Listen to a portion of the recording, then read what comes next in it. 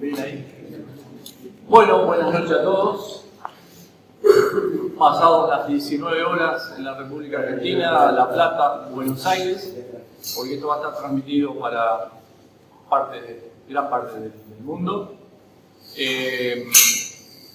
Tengo el honor de presentar a un amigo, a un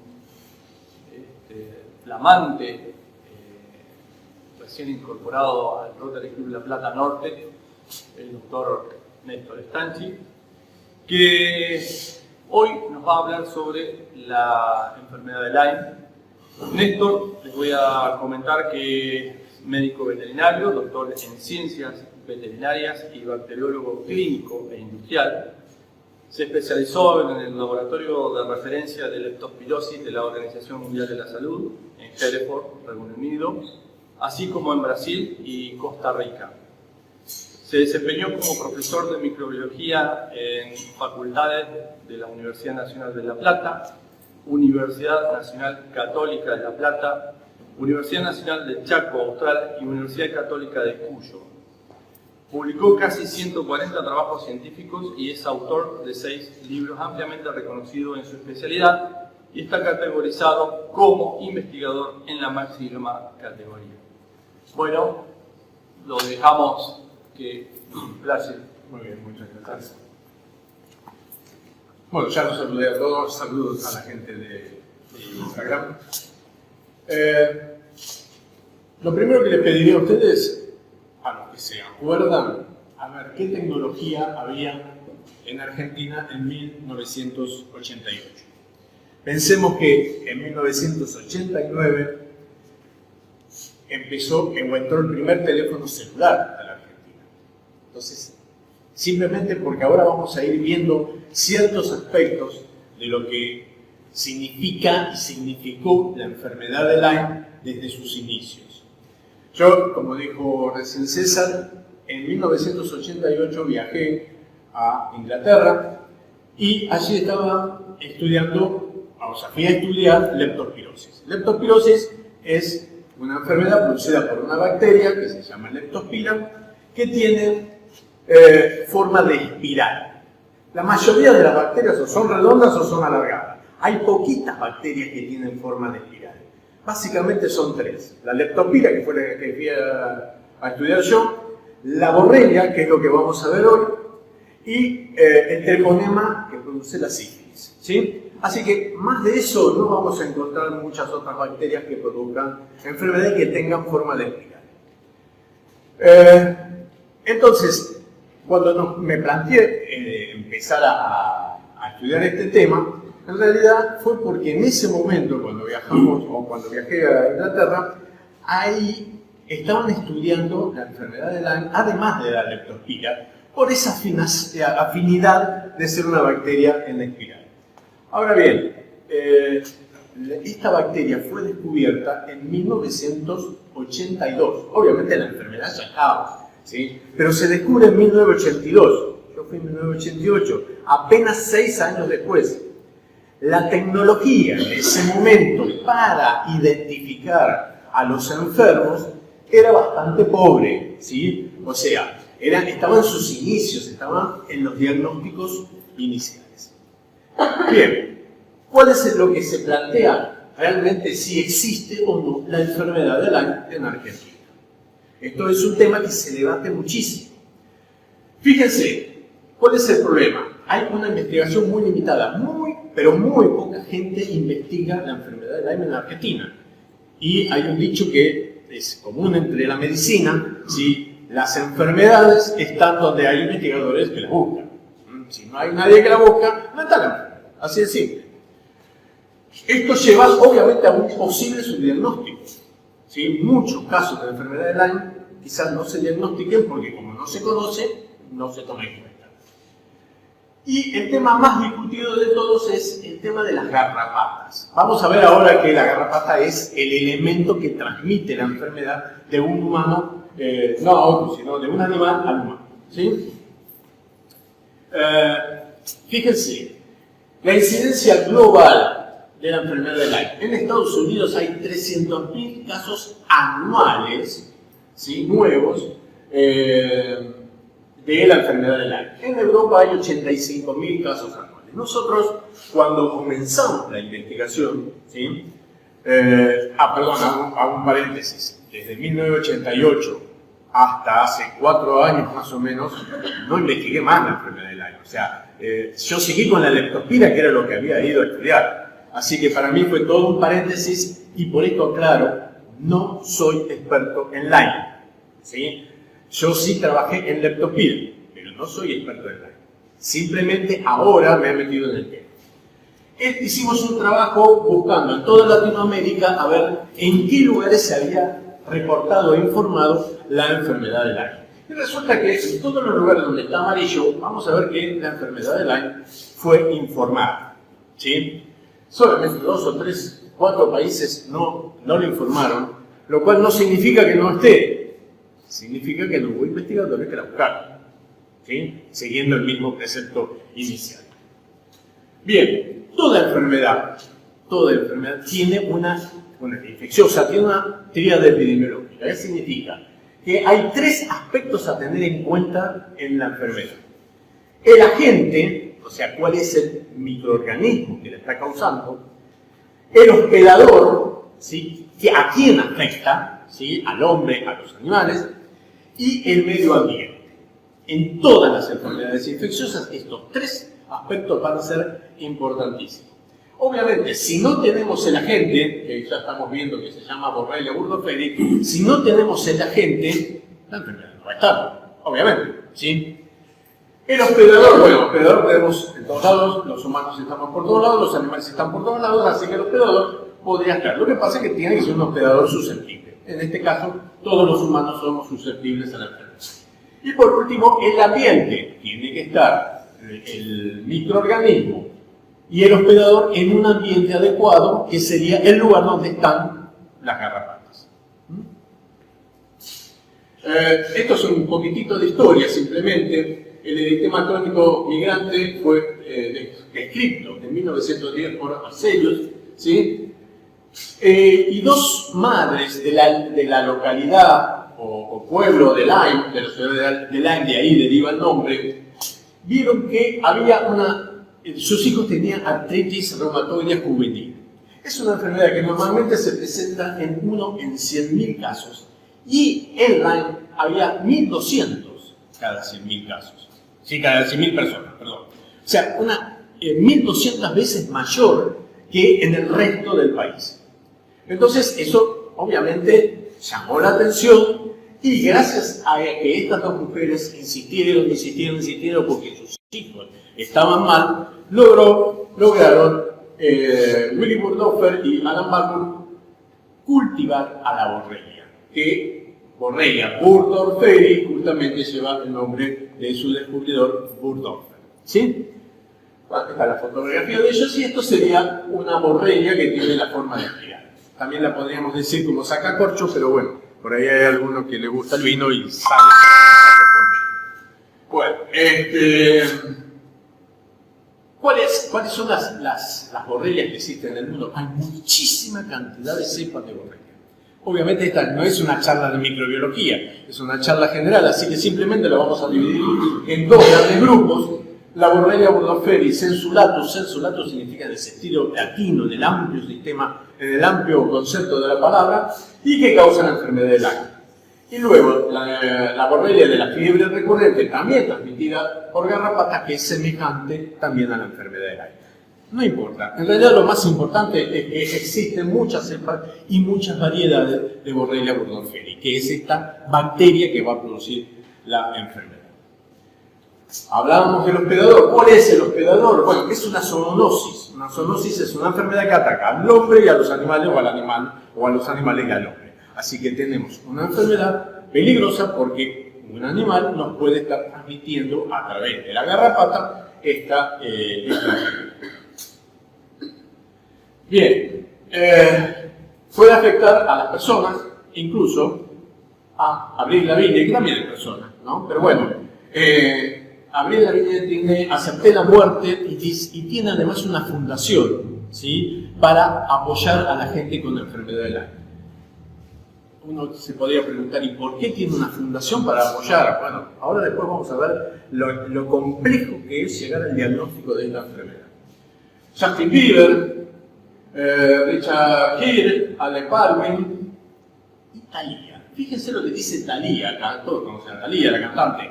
Thalía dice, sintió que moría por la enfermedad que combate desde hace 15 años. Y no es que no tiene plata, que no pudo, no tenía dinero para hacer el diagnóstico o para lograr un tratamiento efectivo. Evidentemente Thalía tiene un problema grave, igual que lo ha tenido todos estos actores.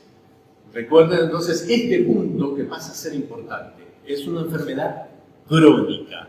Una enfermedad aguda es la que se presenta y en poco tiempo se resuelve. Una enfermedad crónica es la que lleva mucho tiempo, ¿sí?, para desarrollarse o para poder curarse, ¿sí?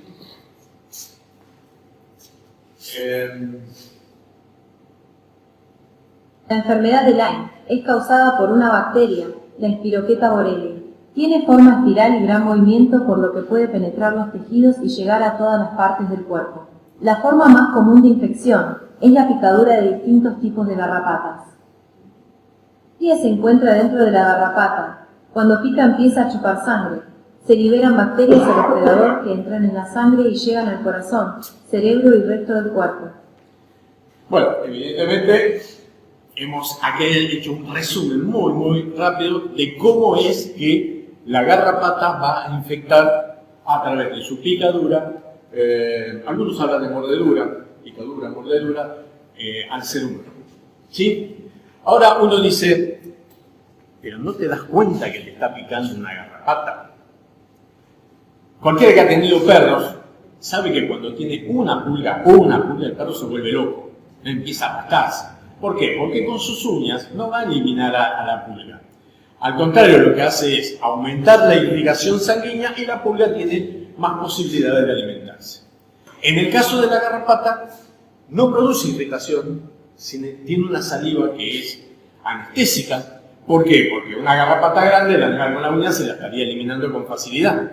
¿Sí? Fíjense, en este caso tenemos un joven con garrapatas en la cabeza, lo cual me está indicando que la picadura es indolora. La garrapata clava al hipostoma, inyecta sustancias anestésicas, anticoagulantes y antiinflamatorias. Bueno, son 4 o 5 garrapatas. No se dio cuenta. Bueno, pero a veces hay casos mayores. O sea, fíjense la posibilidad de ser infectado por garrapatas y no digo no darse cuenta, este muchacho se ha dado cuenta, simplemente que como no le molestaba, no se las ha sacado. Vamos a ver ahora otro video. Cuando una garrapata muerde a tu perro, corta su piel, se ancla con su hocico parecido a un serrucho y luego inyecta un químico anestésico por medio de su saliva, lo que le permite permanecer sin ser detectada y generar dolor por días.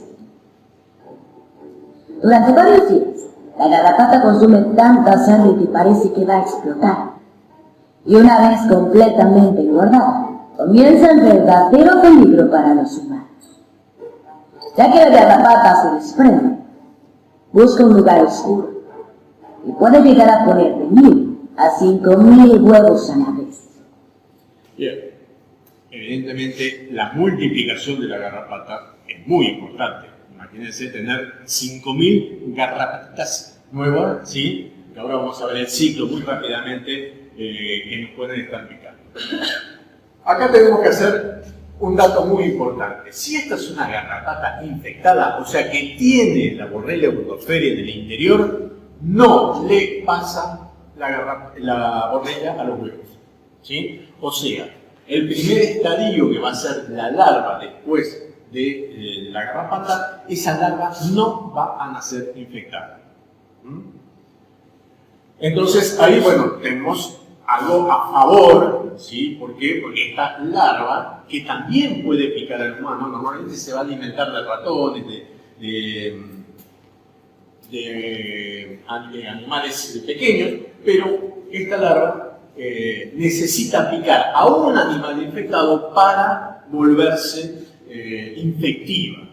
Ahora bien, esta larva puede picar a más de un animal, ¿sí? Sube, pica, cae, sube, pica, ¿sí? Y su ciclo es más o menos de un año. Al año se transforma en ninfa, ¿sí?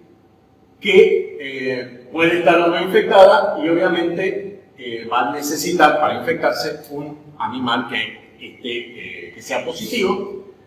Y cualquiera de los tres estadios, garrapata adulta, larva o ninfa, puede picar al hombre o a los animales.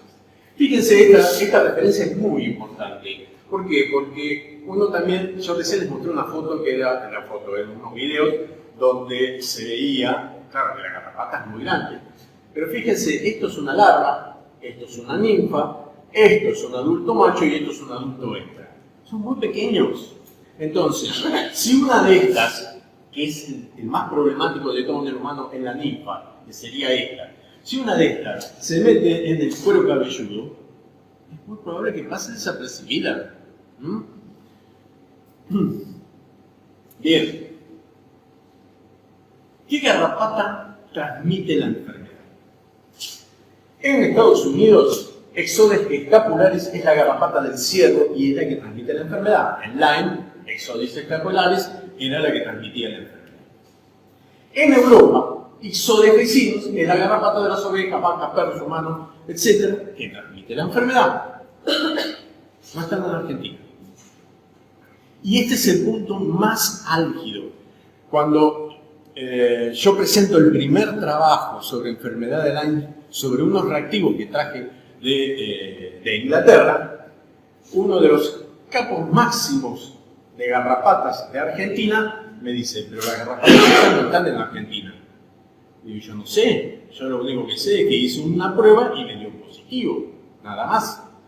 Entonces, en ese momento era muy joven, ¿sí? No supe contestarle bien, pero fíjense, esta sería la pregunta. ¿Podemos negar la existencia de la enfermedad del Lyme en la Argentina por la ausencia de Ixodes scapularis e Ixodes vecinos? En Argentina se dice que no hay Lyme porque no están estas garrapatas. En Europa nunca existió Ixodes scapularis. Entonces, si yo estuviese en Europa, diría, no hay Lyme porque no está scapularis. ¿Qué pasa? No se investiga. Ese es el punto. Y a eso queremos llegar y apuntar al final. Necesitamos que se investigue a ver cuál es el vector. Bueno, ya sabemos, no tenemos ni escapulares ni ricinos. ¿Cuál es? ¿Quién sé yo? Investiguemos. Ese es el punto. Bien. El doctor Justo Trevisan es eminente erudito de la Universidad de Trieste, en Italia. Tiene 360 publicaciones, 358, 90 en la enfermedad de Lyme, tiene 2 libros escritos sobre borreliosis, como decimos acá, un capo total en borrelia. Ahora lo vamos a escuchar preguntándole, a ver, cosa y sí, así lo agarramos desde el principio. Listo, gracias. Lo vamos a escuchar explicándonos por qué él piensa, ¿sí?, que la enfermedad de Lyme está en la Argentina. Gusto poder comentar mi experiencia sobre la enfermedad de Lyme. Se plantean las siguientes preguntas. 1. ¿Por qué se cree que la enfermedad de Lyme está presente en Argentina? En el último trabajo de Néstor y sus colaboradores, se presenta el caso de un paciente picado por una garrapata en Buenos Aires que desarrolló un eritema migrans típico, documentado con fotos positivas y anticuerpos antiborrelia. 2. ¿Qué garrapatas podrían ser posibles vectores? Ixodes pararicidus podría ser un vector adecuado. Se está llevando a cabo un estudio colaborativo de realtà PCR y vista PCR entre Néstor y nuestro grupo sobre garrapatas argentinas. 3. ¿Qué información hay disponible sobre borrelia que puede estar activa en América del Sur? En Uruguay, en 2013, Barbieri aisló borrelia dissecti de Ixodes pararicidus e Ixodes aragaoi. In Chile, en 2015, se halló Borrelia chilensis de Ixodes chinesis. En Brasil, en 2020, Muñoz Leal identificò Borrelia edicapecuensis de Ixodes paranaensis. Questa è strettamente relazionata con Borrelia valesiana, pues patógena para los humanos en Europa, y esta es estrechamente relacionada con Borrelia abstemi.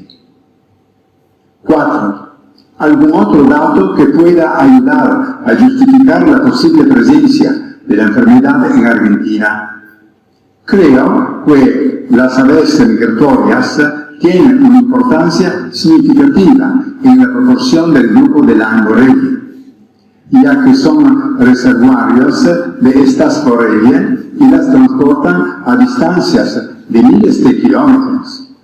En este sentido, recuerdo a las aves Fratercula ártica, fra el Scio, que transportaron la orina de Ixodes con Borrelia garini a las Islas Feroe, pasando por Canadá a las aves Tutus merle, que transportaron Ixodes frontalis con Borrelia lusitania desde Portugal a Túnez, Marruecos y Argelia, donde la Borrelia se adapta a la garrapata Ixodes inopinatus, que también parasita ligartillas y a las aves migratorias turdidas.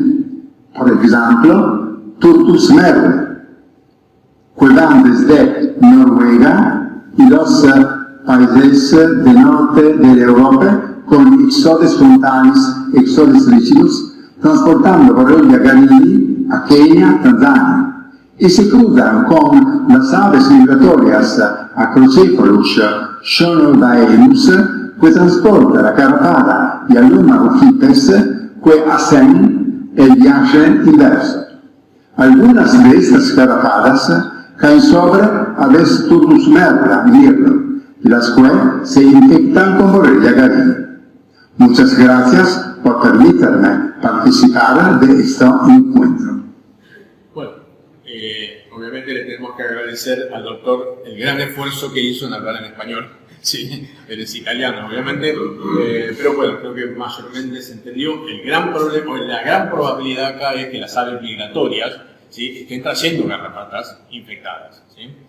Bien, entonces, ¿cuál es la transmisión más importante? Ya la dijimos varias veces por garrapata. También está descrito la transmisión madre-hijo a través del útero y la transmisión sexual. Está descrito, obviamente, como muchas enfermedades, son descripciones, casos muy esporádicos, así que no se tiene que tener en cuenta mayormente de esta forma, sino principalmente la transmisión por garrapatas. Y como dijimos, dentro de la tríada epidemiológica nos faltaría evaluar también el medio ambiente, ¿cuál es el hábitat de las garrapatas vectores? ¿Cuáles son los reservorios? O sea, además del hombre que se infecta, ¿quién está manteniendo en el ambiente a esa Borrelia burgdorferi? ¿Qué animal? ¿Sí? Que puede ser un ratón, puede ser una rata, puede ser un perro. El animal que fuese que lo está manteniendo en el ambiente. El clima y las estaciones del año, que obviamente van a hacer cambiar la probabilidad de que la garrapata esté presente. Los cambios ambientales, la urbanización, o sea, cada vez que uno se va avanzando sobre los bosques, estamos permitiendo que las garrapatas tomen contacto con el humano, la movilidad de humanos y animales que, bueno, desde el punto de vista hasta de viajar en avión, bueno, también eso lo estamos con la posibilidad de transmitir, ¿sí? Porque si uno trae, imaginemos, un perro desde Europa, pueden hacerle una cuarentena, ¿sí?, para evaluar a ver si trae alguna enfermedad, pero no se le hace el estudio del año. Así que puede estar trayendo el año y uno ni se entera. Esto simplemente para que vean que las garrapatas tienen su ambiente favorito, un rango de temperatura, una humedad relativa, etc. ¿Sí? Simplemente para que tengan en cuenta estas características. Como les dije, hay tres etapas: larva, ninfa y adulto, y la más importante es la ninfa para, como posibilidad de transmisión al humano. Hasta aquí hemos presentado la forma en que se transmite, cuál es el agente, cuál es el medio ambiente. Ahora vamos a ver qué es lo que le pasa al humano cuando se enferma de enfermedad de Lyme o se enferma por la borrelia. Básicamente lo podemos dividir, obviamente esto es muy complejo, pero lo podemos dividir en dos grandes grupos. El Lyme temprano, que sería la enfermedad aguda, y el Lyme crónico, cuando ya pasó a la cronicidad. Como signo o síntoma, depende de la circunstancia más importante, en el Lyme temprano la fatiga, cefalea, el rash, que es la aparición de esa, ahora vamos a verlo de nuevo, de una foto donde hay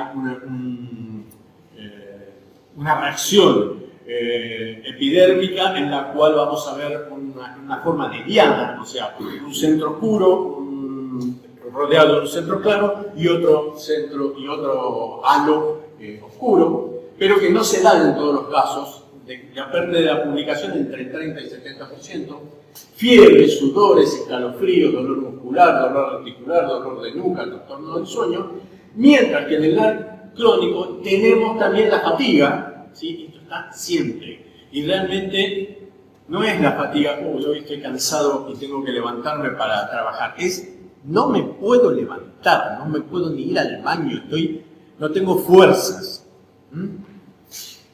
Dolores articulares, nuestro trabajo inicial, porque en aquel momento, por eso digo, hay que ver la tecnología que había en cada momento. Nuestro trabajo se hizo sobre pacientes que tenían artritis, era lo que conocíamos en 1988. ¿Sí? Se hizo sobre artritis y encontramos algunos positivos. Dolores musculares, otro tipo de dolores, trastornos del sueño y atención acá, trastornos cognitivos. Del 66% la gente comienza a tener que me olvido de las cosas, no me salen las palabras, y uno dice, claro, será Lyme. Piensan en cualquier otra cosa menos en Lyme. Depresión, etc. Trastornos cardíacos. Fíjense en este caso, el eritema migrans, un centro, halos que se van en forma de diana.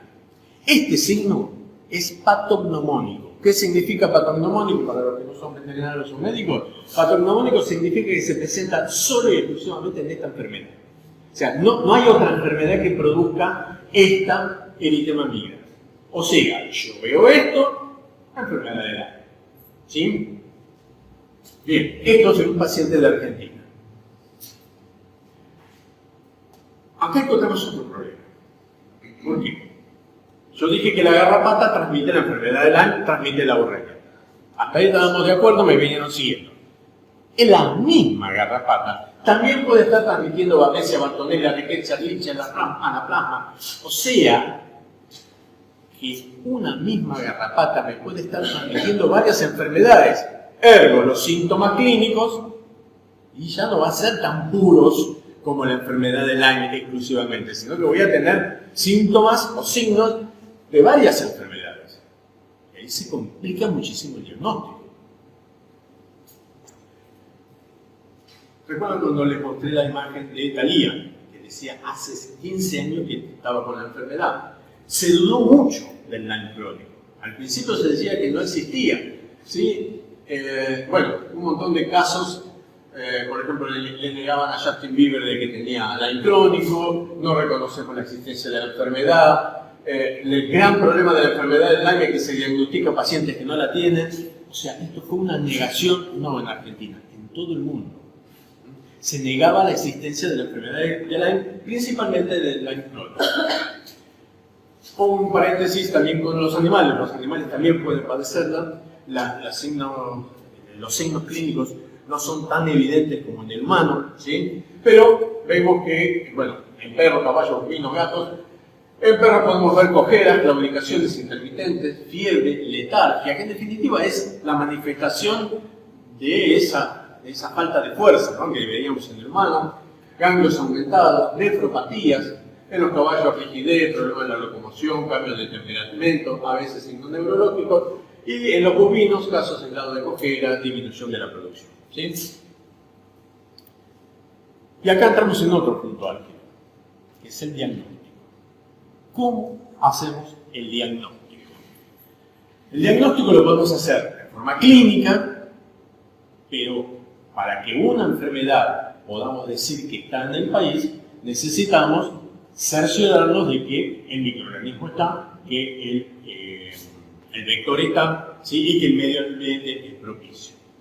El diagnóstico normalmente se hace por serología. ¿Qué es esto? Sacarle sangre al animal o al humano y ver si tiene anticuerpos. ¿Qué son los anticuerpos? Bueno, la defensa que tiene el animal o el hombre contra esto que le está atacando, que es la Borrelia burgdorferi.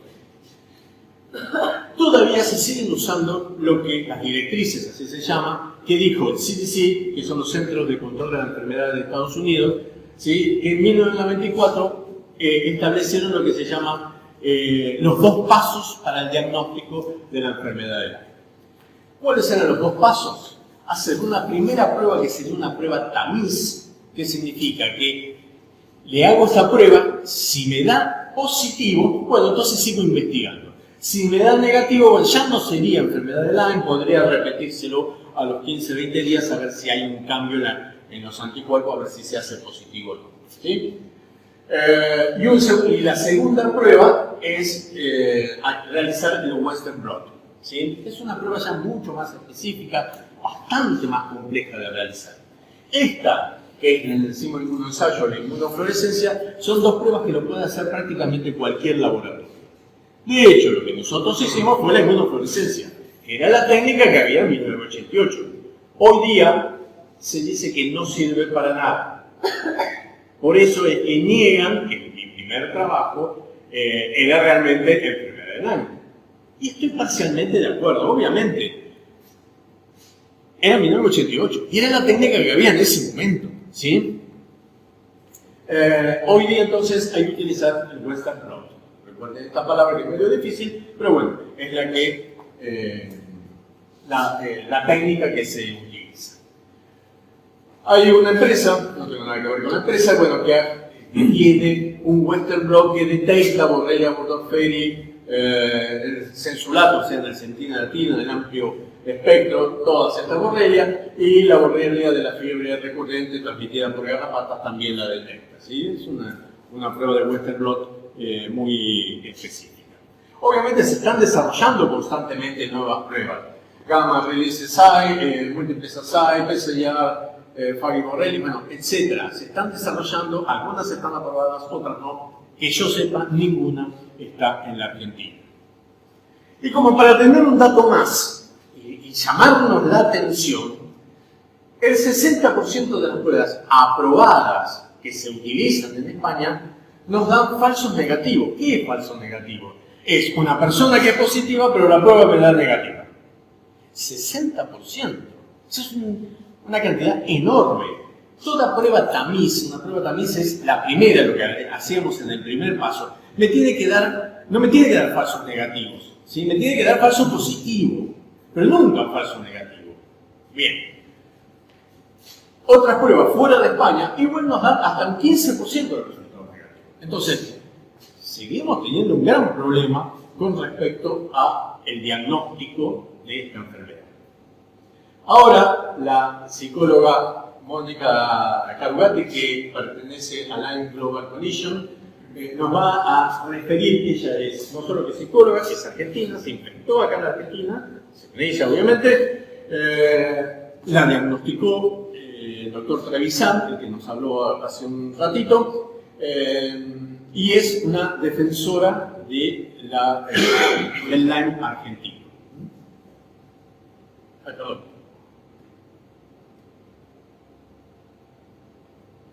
¿Me lo comí?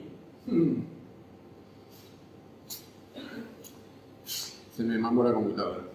A ver, le va de nuevo. Ahí. A todos, y gracias por escucharme contar la experiencia de los pacientes de Lyme en Argentina. Soy Mónica Carugati, psicólogo y paciente de Lyme autóctono. Los pacientes de Lyme en Argentina no son detectados. Carecemos de médicos instruidos en la detención y el manejo de la enfermedad.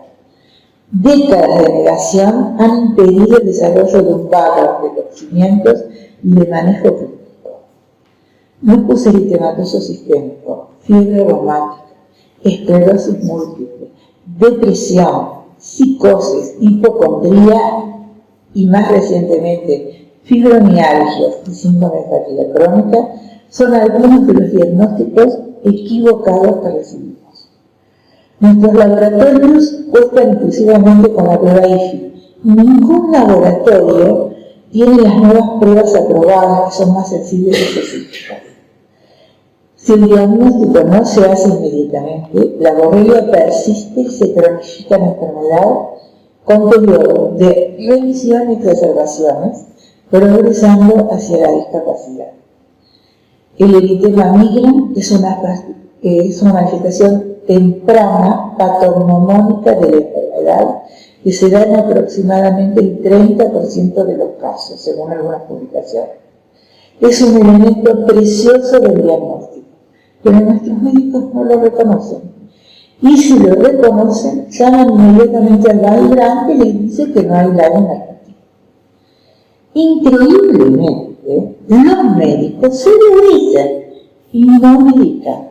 A veces se enojan con el paciente y otras terminan abandonándolos. Esto es la mayoría de los casos.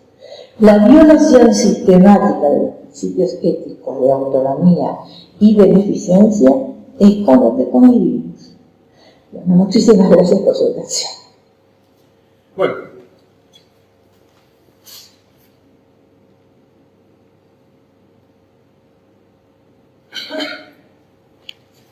ahora vamos a ver una serie de personas que, si bien está en inglés, vean los subtítulos, van a ver lo que dicen, lo que han padecido antes de lograr ser diagnosticado con Lyme. Si quiere. No quiere. Over the last 12 years, I've been diagnosed off and on with lupus, fatigue syndrome, Crohn's disease, fibromyalgia, fibromyalgia, MS, fibromyalgia, rheumatoid arthritis. Dr. Scott, I had ADD, chronic fatigue syndrome, Parkinson's, syphilis, multiple sclerosis, MS to ALS to nothing. They were pulling anything out of their hat they could think of. Doctor after doctor after doctor after doctor after doctor. Misdiagnosing me, putting her on some medication that didn't work. I just thought we were both nuts. Esta última paciente, en realidad está hablando de su hija, nos hace llamar muchísimo la atención. Doctor. Fíjense, más de 10 médicos, el 35% de los pacientes tuvieron que visitar antes de que le den el diagnóstico correcto. Y si tomamos el 72% de los pacientes necesitaron más de 4 médicos para poder lograr un diagnóstico. O sea, y esto no estamos hablando de Argentina, estamos hablando del exterior, ¿sí? Que en teoría ya conocen la enfermedad.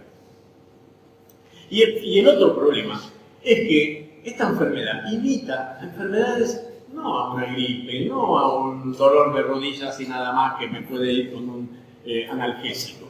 Enfermedades muy graves, esclerosis múltiple, enfermedad de Crohn, artritis reumatoide, fatiga crónica, fibromialgia, ELA, Parkinson, autismo, demencia, Alzheimer, sensibilidad electromagnética, sensibilidad química múltiple, enfermedades que requieren tratamientos prolongados, caros, y que no le sirven al paciente. Entonces, el hecho de que se confunda con estas enfermedades pasa a ser gravísimo. ¿Sí? Porque es tiempo que el paciente está perdiendo de ser tratado para la enfermedad que realmente tiene. Cuando apareció esto en noviembre del año pasado, realmente me puse contento, porque dije, el Servicio Nacional de Salud de Argentina reconoció a la enfermedad de Lyme como enfermedad para denuncia obligatoria. Espectacular. ¿Pero qué pasó? Solamente para casos importados. Entonces, cualquier médico, ¿sí?, dice, esto puede ser Lyme. A ver, no, pero ¿usted tuvo en el exterior? No, entonces no es Lyme. ¿Sí? Entonces hasta complica la misma resolución. No hubiesen sacado eso tempranamente para los casos probables de enfermedad de Lyme. Listo, ya está. Pero de esta manera el médico dice, no existe. Y de hecho, ¿qué es lo que pasa? Se llama Malvern, se llama a las instituciones y les van a decir la enfermedad de Lyme no existe.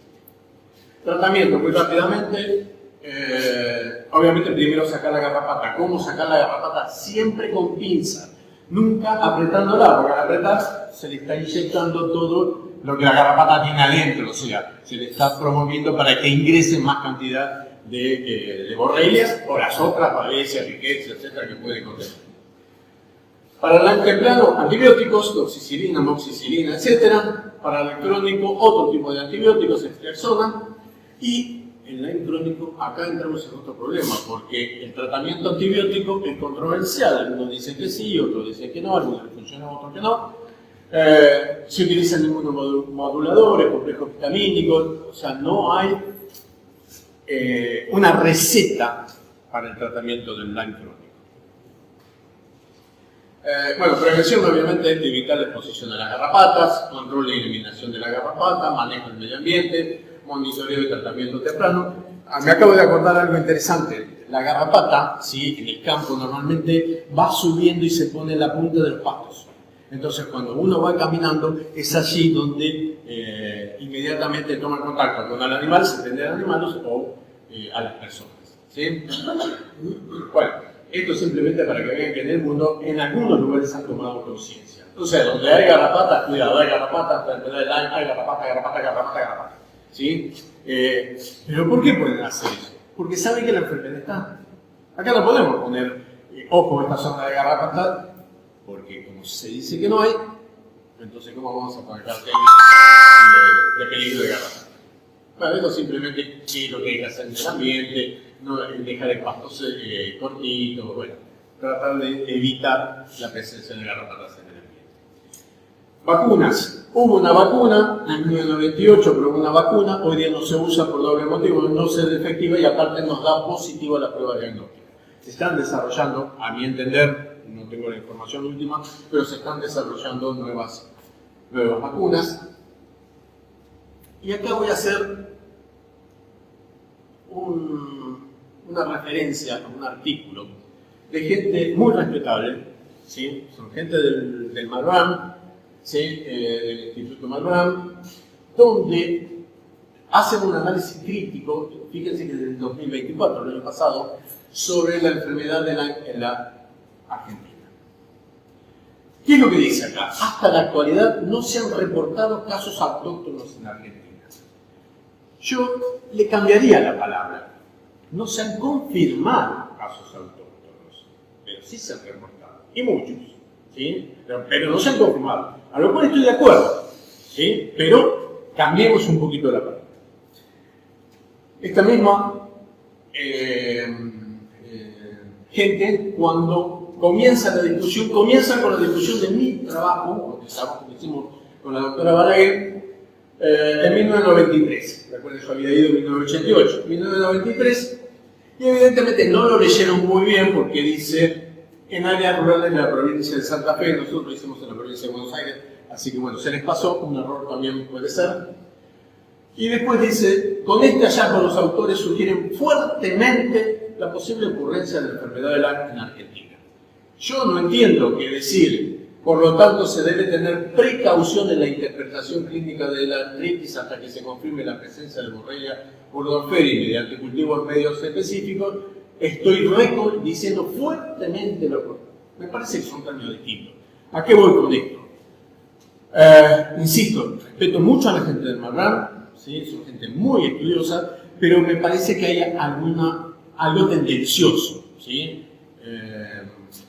Como para hablar sobre el tema. En animales, fíjense, antes que yo publique el trabajo en humanos, los doctores Mazzonelli fue un argentino que estudió en la Facultad de Veterinaria de La Plata, estuvo trabajando en el Instituto Pasteur de París, o sea, no estamos hablando de cosas menores. Hutter, Viviana Brihuega, actual directora del Departamento de Zoonosis del INTA de Castelar, encuentran casos positivos en perros, ya en aquel momento, utilizando inmunofluorescencia. Wow. La misma técnica que utilicé yo. Pero fíjense este estudio de julio del 2004, perdón, sí, del 2024, septiembre del 24,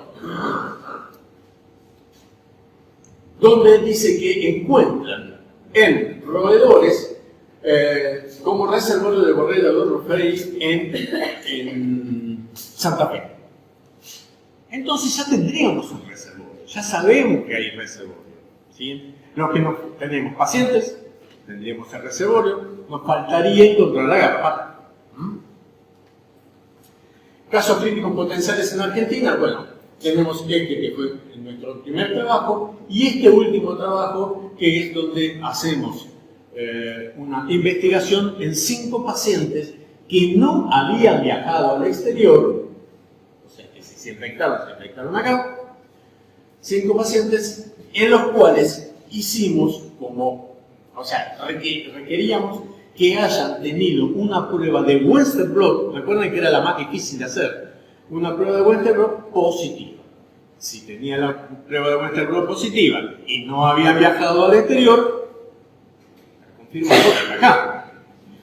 Hay una excepción, hay una sola persona que sí había viajado al exterior, que ahora la vamos a ver.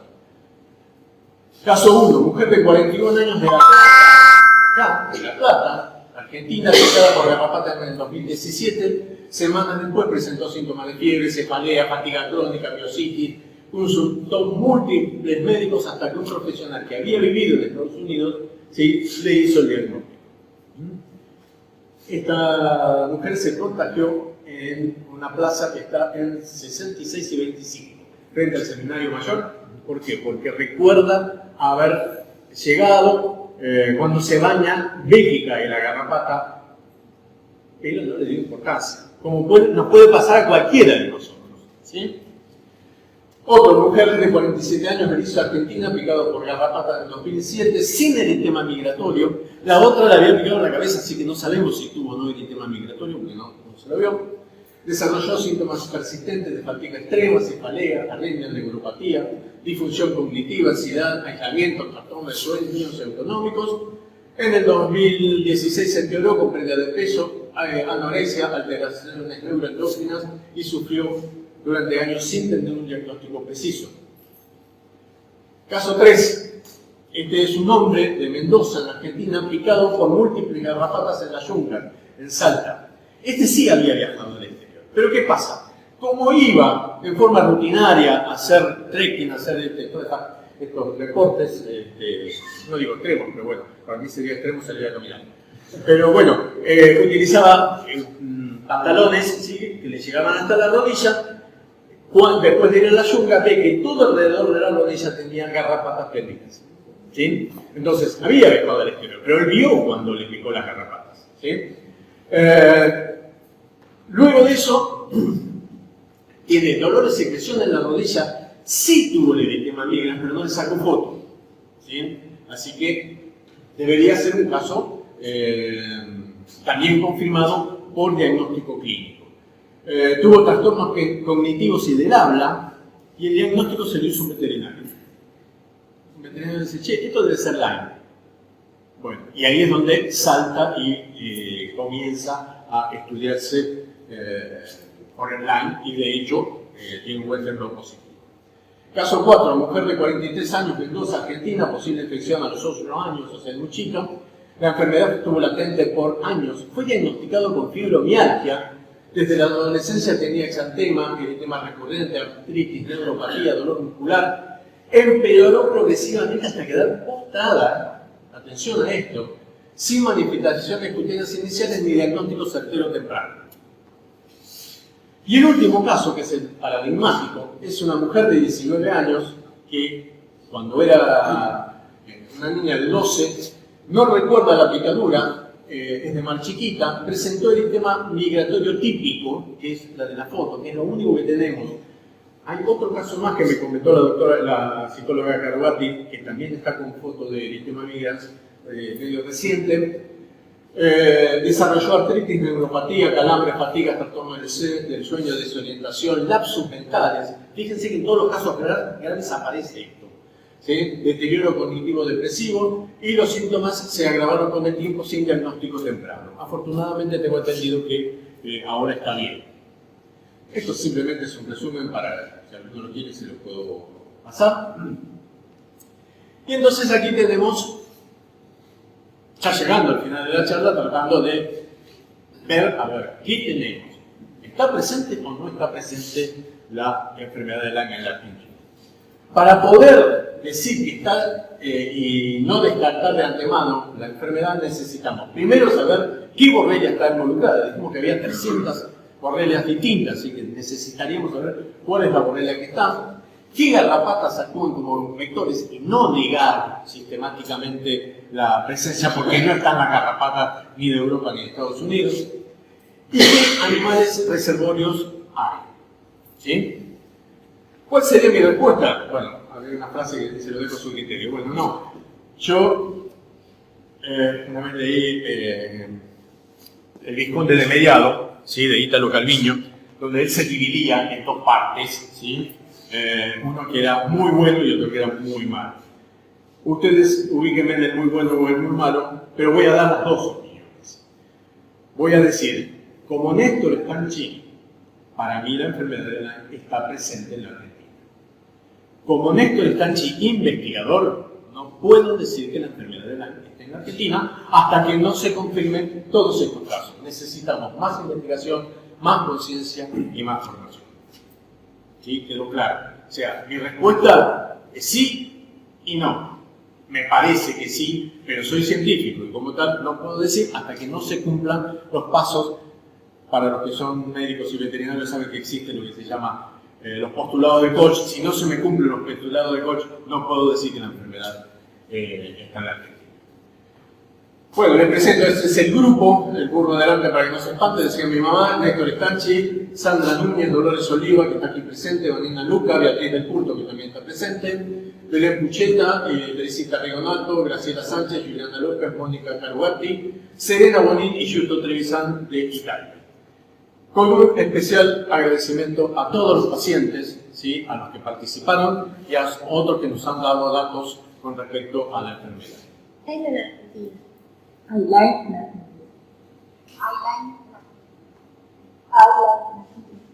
Hay Lyme co-infecciones en Argentina. Hay Lyme en Argentina. Hay Lyme y co-infecciones en Argentina. En Argentina existe la enfermedad de Lyme y co-infecciones. Bueno, nada más, muchas gracias.